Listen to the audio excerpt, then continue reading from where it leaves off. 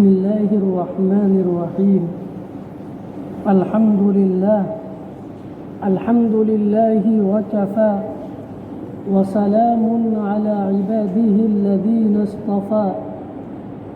أما بعد فأعوذ بالله من الشيطان الرجيم. بسم الله الرحمن الرحيم. قال الله تبارك وتعالى في القرآن المجيد: يا أيها الذين آمنوا اصبروا وصابروا ورابطوا واتقوا الله لعلكم تفلحون. وقال في مقام آخر: يا أيها الذين آمنوا استعينوا بالصبر والصلاة إن الله مع الصابرين. وقال رسولنا صلى الله عليه وسلم: عجبا لأمر المؤمن إن أمره كله له خير وليس ذلك لأحد إلا للمؤمن إن أصابته سراء شكر فكان خيرا له وإن أصابته ضراء صبر فكان خيرا له. أخرجه الإمام مسلم في صحيحه أو كما قال عليه الصلاة والسلام. عزیزو، بھائیوں، بزرگوں، فریضہ نماز جمعہ ادا کرنے کے لیے آئے ہوئے دینی اور ایمانی بھائیوں،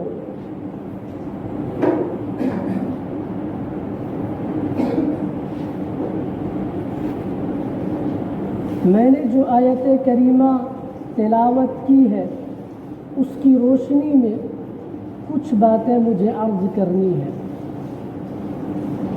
آیت کریمہ میں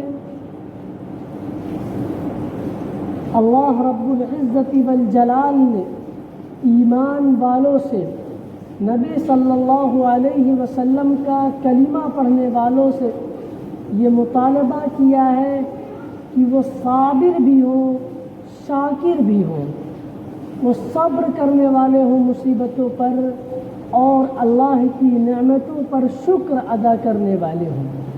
اور یہ ایسا نہیں ہے کہ اللہ کی طرف سے کوئی بوجھ ہے، کوئی ذمہ داری ہے بہت بڑی، بلکہ یہ ہم سب کی آسانی کے لیے، ہم سب کی سہولت کے لیے ہے، کیونکہ انسان کو اس دنیا کے اندر بھیجا گیا اور اس کے ساتھ بہت ساری خواہشات لگا دی گئی۔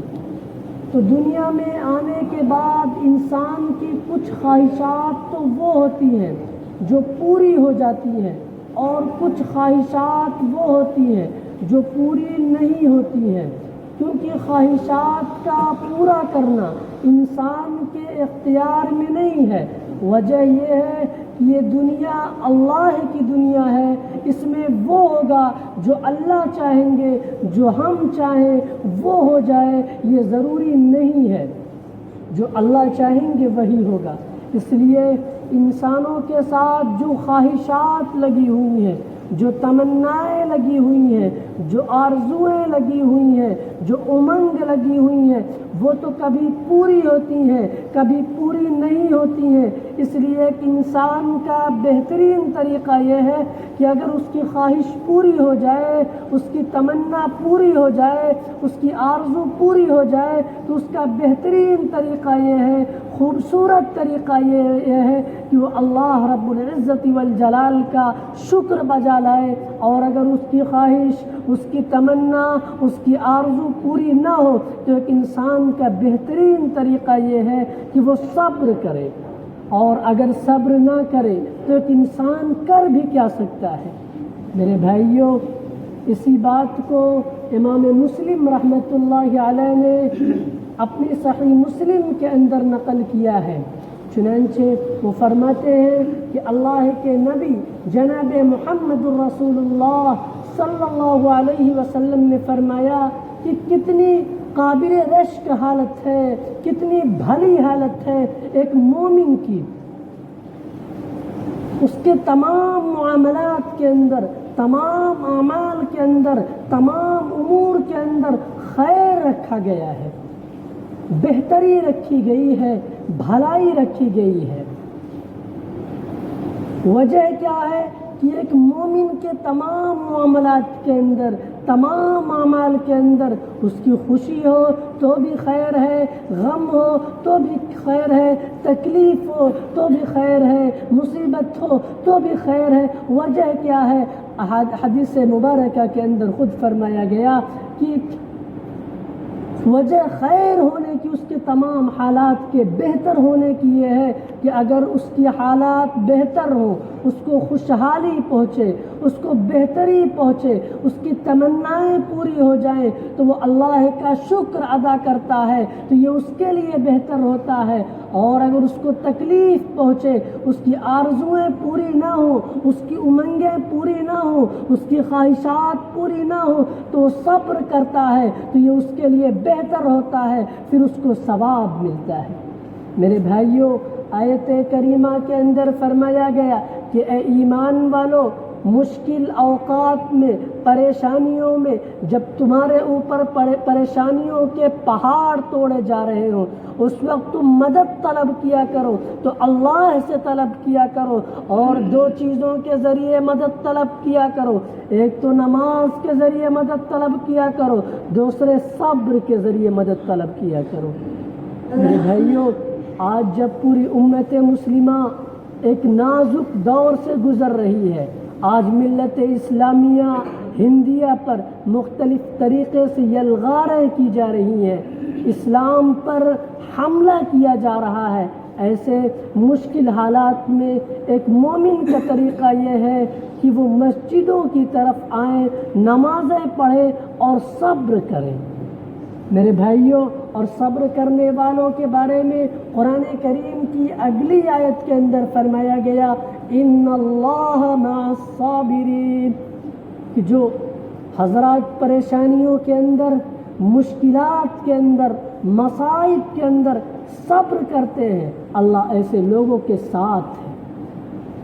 اللہ کے نبی حضرت موسیٰ علیہ السلام کو اور ان کی قوم کو جب فرعون نے ستایا، ان پر ظلم کے پہاڑ توڑے، تو اس وقت وہ اپنی قوم کو لے کر جب نکل رہے تھے اور اپنے وطن کو چھوڑ رہے تھے، اس وقت سامنے دریا آ جاتا ہے اور پیچھے فرعون کی ظالم و جابر قوم ہوتی ہے، تو اس وقت ان کی قوم یہ کہتی ہے کہ اے موسیٰ، اب ہم کیسے اللہ کے عذاب سے بچ سکتے ہیں جبکہ آگے دریا ہے اور پیچھے فرعون جیسے سرکش آدمی کی قوم ہے، اس کے سپہ سالار ہیں جو ہم پر حملہ آور ہونا چاہتے ہیں۔ اب کیا طریقہ ہے کہ ہم ان کے حملے سے بچ جائیں؟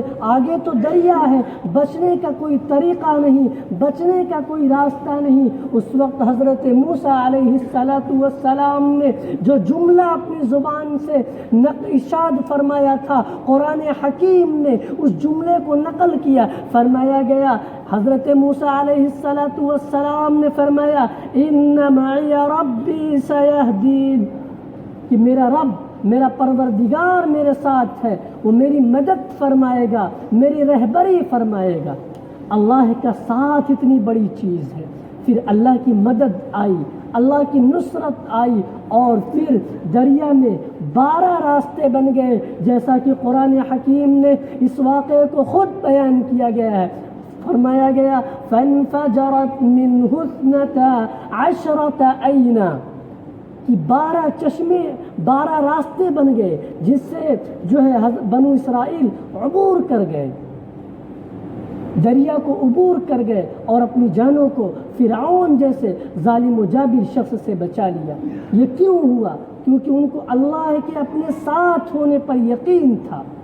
میرے بھائیوں، جو آدمی صبر کرتا ہے مشکلات پر، مصائب پر، تکلیفوں پر، قرآن آیت کہتی ہے ان اللہ مع الصابرین، کہ اللہ صبر کرنے والوں کے ساتھ ہے۔ اللہ کے نبی جناب محمد الرسول اللہ صلی اللہ علیہ وسلم ہجرت کا سفر کر رہے ہیں، مدینہ المنورہ کی طرف جا رہے ہیں، راستے میں آپ غار ثور کے اندر قیام کرتے ہیں، آپ کے رفیق سفر حضرت ابو بکر صدیق رضی اللہ تعالی عنہ جو خلیفہ اول بلا فصل ہیں، جو پہلے خلیفہ ہیں، خلیفۃ المسلمین ہیں، اس سفر ہجرت کے اندر نبی اکرم شفیع اعظم جناب محمد الرسول اللہ صلی اللہ علیہ وسلم کے ساتھ ہوتے ہیں۔ آپ فرماتے ہیں، نبی صلی اللہ علیہ وسلم سے عرض کرتے ہیں کہ اے اللہ کے رسول، کفار مکہ، قریش مکہ، دشمنان اسلام تو نظر آ رہے ہیں، ایسے میں ہمارے بچنے کی ان سے کیا صورت ہو سکتی ہے؟ اب تو ہم پکڑے گئے۔ اس وقت اللہ کے نبی جناب محمد الرسول اللہ صلی اللہ علیہ وسلم نے جو جملہ فرمایا تھا، قرآن حکیم نے اس کو نقل کیا ہے، فرمایا لا تحزن ان اللہ معنا، کہ اے رفیق سفر، اے ابو بکر، تم پریشان نہ ہو، تم غمگین نہ ہو، تم تکلیف میں مبتلا نہ ہو، اللہ ہمارے ساتھ ہے، وہ ہماری مدد فرمائے گا۔ پھر قرآن کی اگلی آیت کے اندر فرمایا گیا فَأَنزَلَ اللَّهُ سَكِينَتَهُ عَلَى رَسُولِهِ وَعَلَى الْمُؤْمِنِينَ وَأَنزَلَ جُنُودًا لَمْ تَرَوْهَا وَجَعَلَ كَلِمَةَ الَّذِينَ كَفَرُوا السُّفْلَى وَكَلِمَةُ اللَّهِ هِيَ الْعُلْيَا۔ پھر اللہ کی مدد نازل ہوئی، اور پھر اسلام کی اور اہل اسلام کی جو مدد کی گئی اللہ کی طرف سے، دنیا نے اس کو دیکھا اور مکہ فتح ہوا۔ میرے بھائیوں، یہ اللہ کا ساتھ اتنی بڑی چیز ہے۔ جو آدمی مشکلات میں، پریشانیوں میں، مصیبتوں میں صبر کرتا ہے، اللہ اس کے ساتھ ہوتا ہے، اور جس کے ساتھ اللہ ہو اس کو کسی اور کے ساتھ کی ضرورت نہیں ہوتی ہے۔ قرآن حکیم کی اگلی آیت کے اندر فرمایا گیا وَبَشِّرِ الصَّابِرِينَ، کہ آپ صبر کرنے والوں کو خوشخبری سنا دیجئے۔ کون صبر کرنے والے؟ کہ جب ان کے اوپر مصیبت پہنچتی ہے، جب وہ تکلیف میں مبتلا ہوتے ہیں، تو دل سے اور زبان سے کہتے ہیں، دل مطمئن ہوتا ہے اس پر جس کو ان کی زبانیں ادا کر رہی ہوتی ہیں۔ کیا کہتے ہیں؟ اِنَّا لِلَّهِ وَإِنَّا إِلَيْهِ راجعون، کہ میں بھی اور میرا جانے والا بھی یہ دونوں اللہ کی ملکیت ہے، لہذا پریشان ہونے کی کوئی ضرورت نہیں۔ ہم سب کے سب اللہ کی غلام ہیں، اللہ کی طرف ہم سب کو لوٹنا ہے، ہم سب کی ملاقات اللہ کے دربار میں ایک دوسرے سے ہو جائے گی۔ پھر آیت کے اگلے حصے کے اندر فرمایا گیا کہ جو حضرات مصیبتوں کے اندر صبر کرتے ہیں ان کے بارے میں فرمایا گیا اولئک علیہم صلوات من ربہم ورحمہ واولئک هم المہتدون، کہ صبر کرنے والوں پر اللہ رب العزت والجلال کی خصوصی رحمتیں نازل ہوتی ہیں، خاص رحمتیں نازل ہوتی ہیں۔ جب خطیب خطبہ دیتا ہے تو ایک آیت تلاوت کرتا ہے جس کے اندر وہ کہتا ہے یا ایھا الذین آمنوا صلوا علیہ، کہ اے ایمان والو نبی صلی اللہ علیہ وسلم پر درود بھیجو، رحمت کاملہ کی دعا کرو نبی صلی اللہ علیہ وسلم کے لیے۔ وہی لفظ اللہ رب العزت والجلال نے یہاں پر صبر کرنے والوں کے بارے میں فرمایا کہ صبر کرنے والوں پر اللہ کی رحمتیں نازل ہوتی ہیں۔ جو لفظ اللہ نے اپنے محبوب کے لیے فرمایا تھا قرآن کریم کی آیت کے اندر، وہی لفظ یہاں پہ بھی فرمایا۔ اور دنیا میں لوگ جھگڑے کرتے ہیں کہ ہم راہ راست پر ہیں، میرا معاملہ ٹھیک ہے، اللہ رب العزت والجلال قرآن کریم کی اگلی آیت کے اندر فرماتے ہیں کہ ہدایت کا سرٹیفکیٹ دنیا والے نہیں دیں گے، ہدایت یافتہ ہونے کا سرٹیفکیٹ قرآن دیتا ہے۔ قرآن کہتا ہے کہ ہدایت پر، راہ راست پر وہ لوگ ہیں جو صبر کرتے ہیں، یہی لوگ کامیاب ہیں، یہی لوگ کامران ہیں، جو مصیبتوں کے اندر، مشکلات کے اندر صبر کرتے ہیں۔ میرے بھائیوں، احادیث مبارکہ کے اندر صبر کی تفصیلات آئی ہے، چنانچہ صبر کی 3 قسمیں بیان کی جاتی ہیں۔ ایک صبر کی جو قسم ہمارے درمیان مشہور ہے وہ صبر علی المصائب ہے، کہ کسی کے اوپر کوئی مصیبت آ جائے، کوئی تکلیف آ جائے، کوئی رنج آ جائے، کوئی غم آ جائے تو وہ صبر کرے، واویلا نہ مچائے، جزا فضا نہ کرے، صبر کرے اور مصیبت سے بچنے کی تدابیر کو اختیار کرے۔ یہ صبر علی المصائب ہے۔ لیکن صبر کی دو قسمیں اور بھی ہیں، ایک ہے صبر عن المعاصی اور ایک ہے صبر علی الطاعت۔ صبر علی الطاعت یہ ہے کہ اللہ رب العزت والجلال کی بندگی پر جمع جائے، نماز پڑھنے کا جی نہیں چاہتا لیکن نماز شروع کر دی جائے، قرآن کریم کی تلاوت کا جی نہیں چاہتا لیکن قرآن کریم پڑھا جائے، یہ صبر علی طاعت اللہ ہے۔ میرے بھائیوں، اس کی مثال نبی صلی اللہ علیہ وسلم کی حدیث مبارکہ کے اندر خود ملتی ہے۔ چنانچہ آپ نے فرمایا کہ صحابہ کرام سے فرمایا الا ادلکم علی ما یمحو اللہ بہ الخطایا ویرفع بہ الدرجات، کہ اے صحابہ کرام کیا میں تم کو ایسے راستے کی رہبری نہ کروں جس سے اللہ رب العزت والجلال درجات کو بلند کرتے ہیں اور گناہوں کو معاف فرماتے ہیں۔ صحابہ کرام دربار رسالت کے اندر عرض کرتے ہیں کہ اے اللہ کے رسول جناب محمد رسول اللہ صلی اللہ علیہ وسلم، آپ ہمیں ایسے راستے کی ضرور رہبری فرمائیے جس کے ذریعے اللہ تعالیٰ گناہوں کو معاف فرماتے ہیں اور درجات کو بلند فرماتے ہیں۔ پھر آپ جملہ ارشاد فرماتے ہیں اسباغ الوضوء علی المکارہ، کہ وضو کو مکمل کرنا ناگواریوں کے باوجود۔ جب گرمی کے موسم میں آدمی دلی کے اندر ہو اور وہاں پر ٹینکوں کا پانی بہت زیادہ گرم ہوتا ہے، اس وقت بھی اگر کوئی آدمی اس گرم پانی سے وضو کر لیتا ہے، اگر ٹھنڈا پانی میسر نہ ہو تو گرم پانی سے وضو کر کے نماز پڑھنے کے لیے جاتا ہے تو یہ وضو کو مکمل کرنا ہے ناپسندیدگیوں کے باوجود۔ اور اگر ٹھنڈک کا موسم ہے اور پانی ٹھنڈا موجود ہے، گرم پانی میسر نہیں ہے، گرم پانی اویلیبل نہیں ہے، گرم پانی دستیاب نہیں ہے، اس صورت میں اگر کوئی آدمی ٹھنڈے پانی سے وضو کر کے مکمل طریقے سے ہاتھ پیر منہ کو دھل کر کے نماز کے لیے مسجد میں آتا ہے تو یہ اسباغ الوضوء علی المکارہ ہے، تو یہ بھی صبر علی طاعت اللہ ہے، یہ بھی اللہ کی بندگی پر جمنا ہے۔ حدیث مبارکہ کا اگلا ٹکڑا ہے وَكَثْرَةُ الْخُطَىٰ إِلَى الْمَسَاجِدِ، کہ اپنے قدموں کو کثرت سے مسجد کی طرف بڑھانا، اللہ کی عبادت کے لیے، اللہ کی بندگی کے لیے خود کو تیار کرنا۔ اور حدیث مبارکہ کا تیسرا ٹکڑا اور آخری ٹکڑا یہ ہے وَانْتِظَارُ الصَّلَاةِ بَعْدَ الصَّلَاةِ، کہ ایک نماز ادا کرنے کے بعد ظہر کی نماز ادا کیا ہے، بزنس کے لیے دکان پہ گیا ہے، بزنس کے لیے کسی اور جگہ پہ گیا ہے، لیکن اس کا دل لگا ہوا ہے کہ کب عصر کی نماز کا وقت ہو اور میں مسجد میں پہنچوں۔ ایسے آدمی کے بھی اللہ رب العزت والجلال گناہوں کو معاف فرماتے ہیں اور درجات کو بلند فرماتے ہیں۔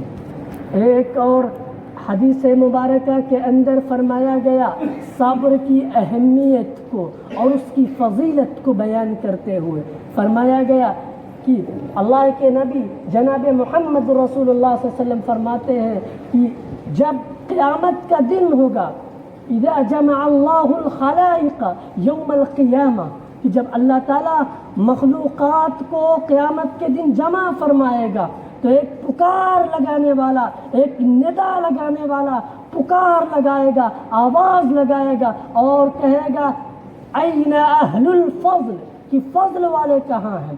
تو اس وقت چند لوگ کھڑے ہوں گے، چند لوگوں کی ٹکڑی اور جماعت کھڑی ہوگی، وہ تھوڑے لوگ ہوں گے اور جنت کی طرف تیزی سے دوڑ لگا رہے ہوں گے. پھر ان کی ملاقات ہوگی فرشتوں سے.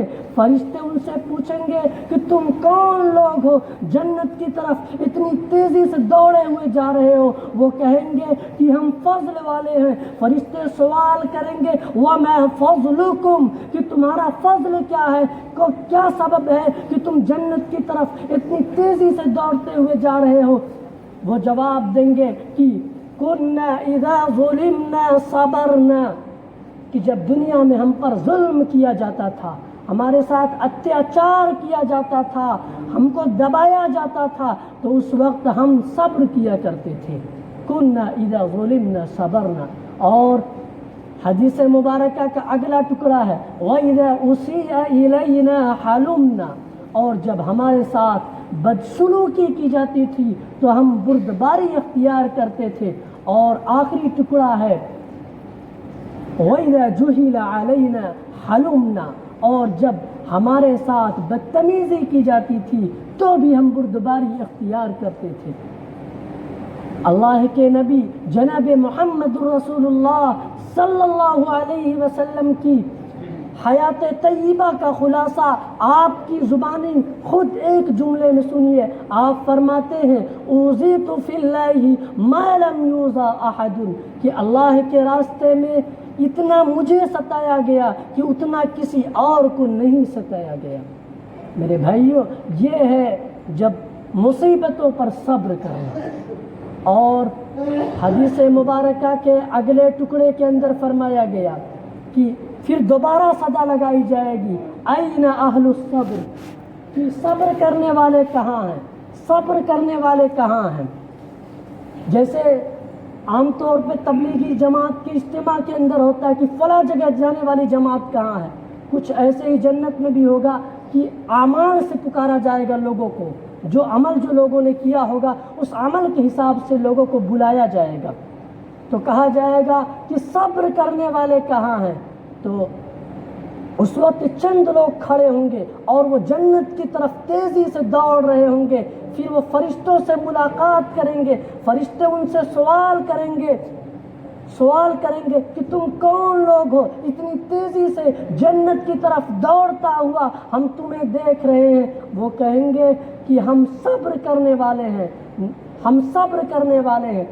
فرشتے سوال کریں گے وَمَا صَبْرُكُمْ، کہ تمہارا صبر کیا ہے؟ وہ جواب دیں گے كُنَّا نَصْبِرُ عَلَىٰ طَاعَةِ اللَّهِ وَعَنْ مَعَاصِ اللَّهِ، کہ ہم اللہ کی طاعت پر، اللہ کی بندگی پر جمتے تھے اور اللہ کی نافرمانیوں سے رکتے تھے، باز رہتے تھے. اللہ کے نبی جناب محمد رسول اللہ صلی اللہ علیہ وسلم نے بنو اسرائیل کا ایک واقعہ بیان کیا. اسی واقعے کو بیان کر کے میں اپنی بات ختم کرتا ہوں.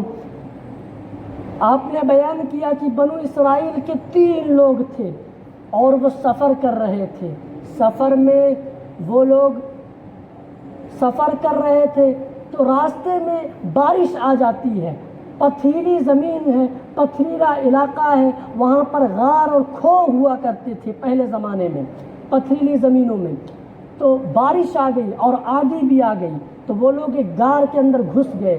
اب آندھی کے سبب سے ایک چٹان لڑکی اور غار کا منہ بند ہو گیا، جس کی بنا پہ وہ لوگ موت کو اپنے آنکھوں کے سامنے دیکھ رہے تھے اور اب ان کے بچنے کا کوئی راستہ اور کوئی طریقہ نہیں بچا تھا. تو اس وقت وہ لوگ اپنے اعمال کا واسطہ، اپنے اعمال کا وسیلہ دے کے اللہ سے دعا کرتے ہیں. وہ 3 افراد، ان میں سے پہلا شخص وہ ہوتا ہے جس نے چند مزدوروں کو، چند ورکرز کو نوکری پر رکھا ہوتا ہے، کام کے لیے رکھا ہوتا ہے. ان میں سے ایک ورکر، ایک نوکر ایسا ہوتا ہے جو چلا جاتا ہے اور مزدوری نہیں لیتا ہے.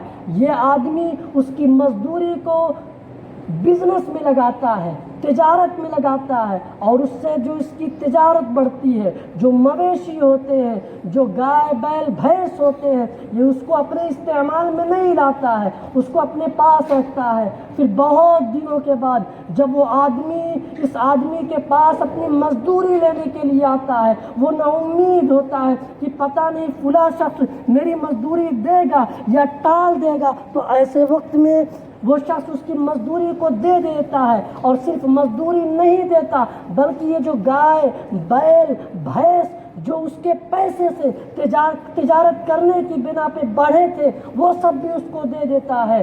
اور جب یہ گار میں پھنستا ہے تو پھر اپنے اس عمل سے کہ جو میں نے وہ تجارت کر کے وہ سارے مال روپے پیسے اس کو دیے تھے، اگر میں نے یا اللہ تیری رضا کے لیے تیری خوشنودی کے لیے کیا تھا یہ سارا عمل یہ سارا کام، تو اس چٹان کو تو ہم سے کھول دے، کھسکا دے۔ چٹان کھسک جاتی ہے۔ دوسرا آدمی وہ ہوتا ہے جو اپنے مویشیوں کو چراتے ہوئے بہت دور جنگلات میں نکل جاتا ہے، اس کے بوڑھے ماں باپ ہوتے ہیں، بوڑھے والدین ہوتے ہیں، اور اس کے بیوی بچے بھی ہوتے ہیں، وہ بہت دور نکل جاتا ہے مویشیوں کو چراتے ہوئے، پھر واپس گھر آتا ہے، دیکھتا ہے کہ اس کے ماں باپ بھوک سے سو چکے ہیں، کیونکہ دودھ پر ان کا گزارا ہوتا تھا مویشیوں کے، اور اس کے بچے جاگ رہے ہیں۔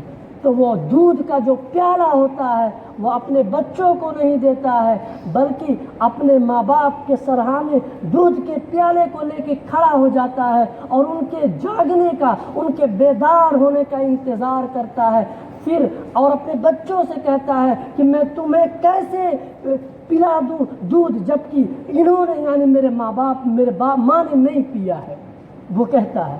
پھر اس کے بعد جب اس کی ماں والدہ بیدار ہوتی ہیں پھر وہ ان کو دودھ دیتا ہے اور وہ پیتی ہے اور دعائیں دیتی ہیں، پھر اس کے بعد وہ اپنے بچوں کو دیتا ہے۔ تو جب یہ آدمی غار کے اندر کھو کے اندر پھنس جاتا ہے تو اللہ سے اپنے اس عمل کا واسطہ دے کے، اپنے اس عمل کا وسیلہ دے کے دعا کرتا ہے اور کہتا ہے کہ اے اللہ، اگر میں نے وہ عمل تیری رضا کے لیے کیا تھا، تیری خوشنودی کے لیے کیا تھا تو چٹان کو ہم سے کھسکا دے۔ پھر چٹان تھوڑی سی اور کھسک جاتی ہے۔